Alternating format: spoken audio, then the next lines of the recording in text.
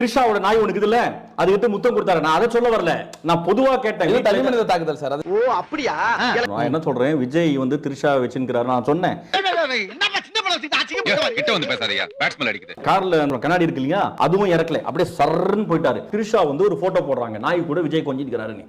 அந்த நாய்க்கு தர மரியாதை கூட ரசிகருக்கு தரலதான் சொன்னேனே தவிர விஜய்க்கும் த்ரிஷாவுக்கும் தொடர்புக்குன்னு சத்தியமா சொல்லவே இல்லை, சொல்லவும் மாட்டேன். சொல்லவான்னா எல்லாத்தையும் சொல்லிட்டியே, நானாவது அடியில காந்தம் வச்சே, நீ எனக்கு ஆப்பு வச்சிட்டியடா.